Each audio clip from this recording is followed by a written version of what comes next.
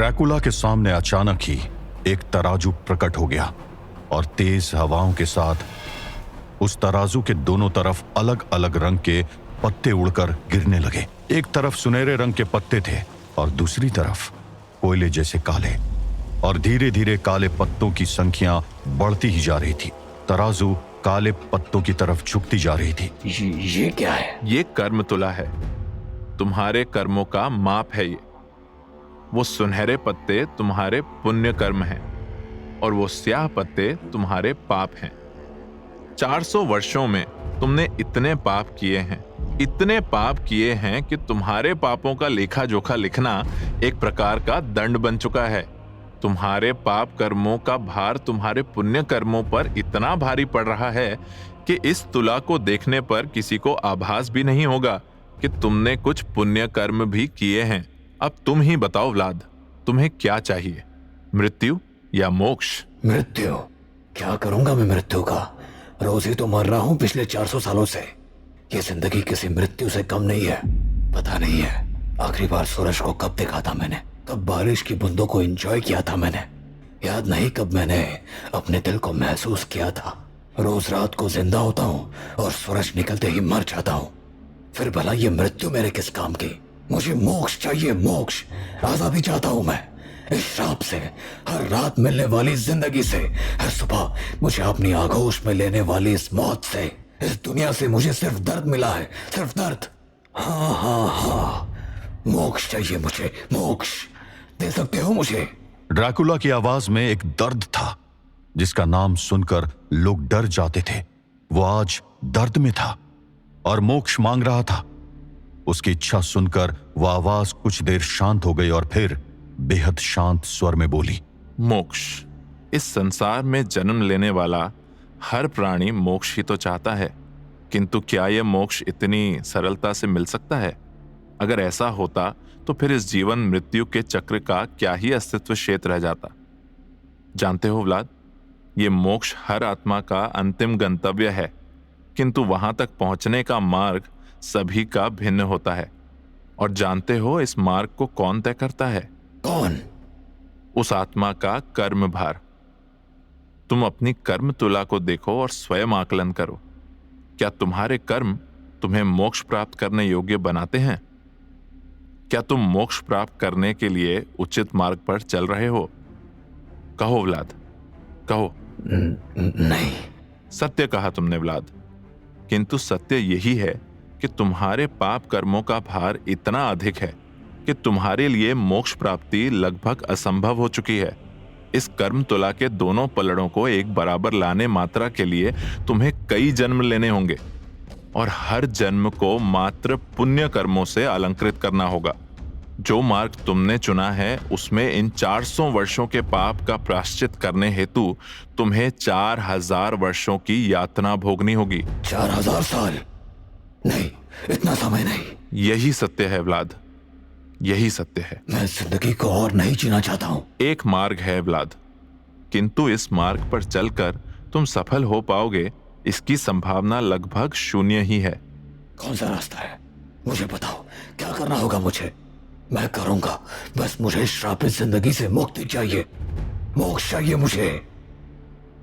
ठीक है, मैं बताता हूं, ध्यान से सुनो और फिर निर्णय करना। वो आवाज ड्रैकुला को न जाने क्या बता रही थी, लेकिन जब सारी बातें खत्म हुई तो वो आवाज स्वयं आश्चर्य में थी।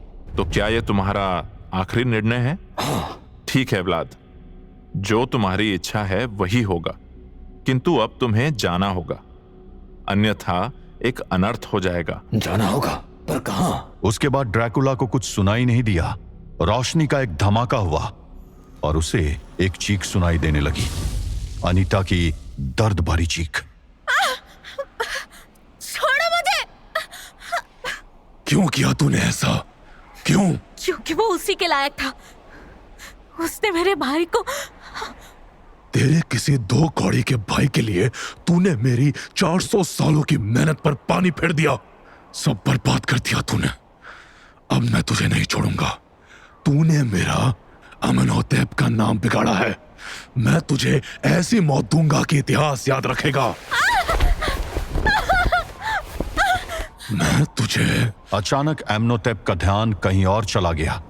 वो ध्यान से ड्रैकुला की राख को देख रहा था, जो किसी बवंडर की तरह गोल गोल घूमती हुई ऊपर उठ रही थी।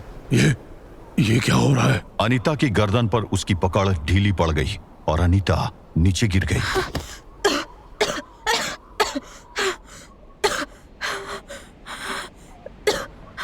एम्नोतेप अभी भी ड्रैकुला की राख को देख रहा था।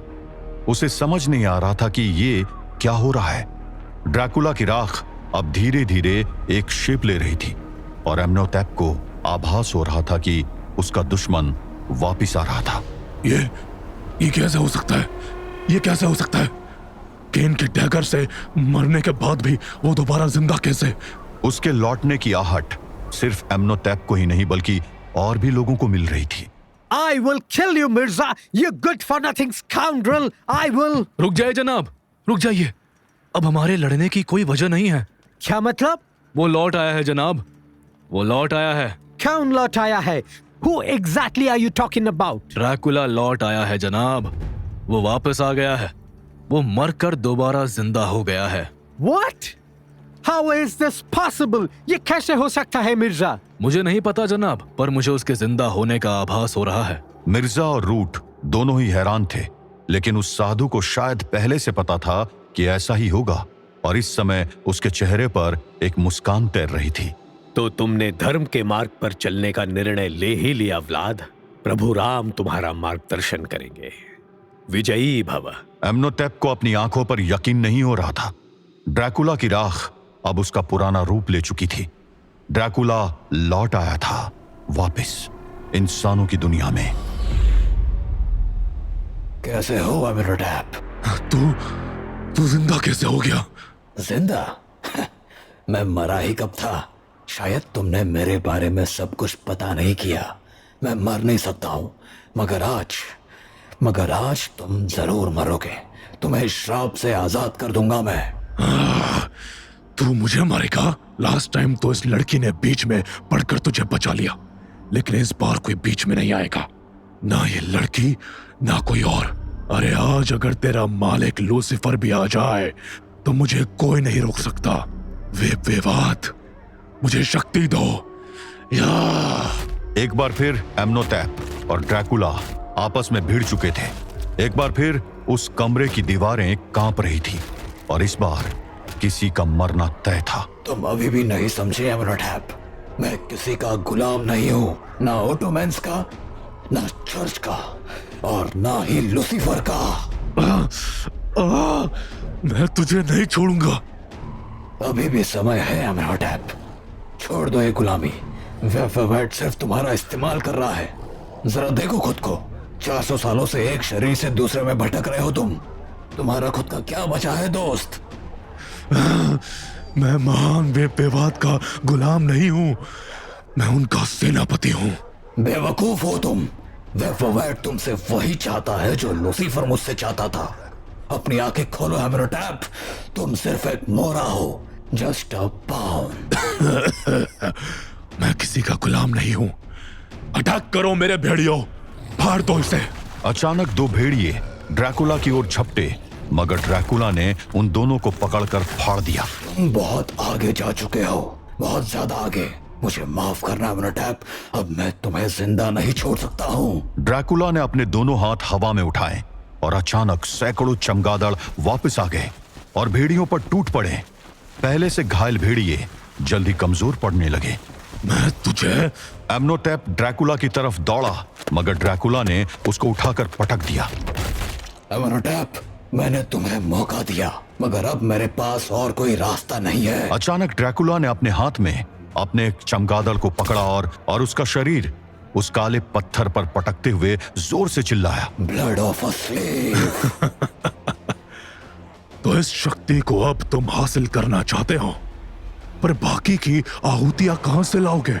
एम्नोटेप एक बार फिर उठ खड़ा हुआ और इस बार उसके हाथों में केन का डैगर चमक रहा था। यह खंजर तुम्हें मार नहीं सकता, पर तुम्हें राख कर सकता है, और मुझे बस तुम्हारी राख चाहिए। Ashes of an enemy slain by our own hands. अब मुझे महान बेबाद को आजाद करने से कोई नहीं रोक पाएगा। या सब कुछ एक झटके में हुआ। ड्रैकुला ने खुद को एम्नोटेप के वार से बचाकर उस पर काउंटर अटैक किया और उसका हाथ तोड़ दिया, वही हाथ जिसमें उसने केन का डैगर पकड़ा था।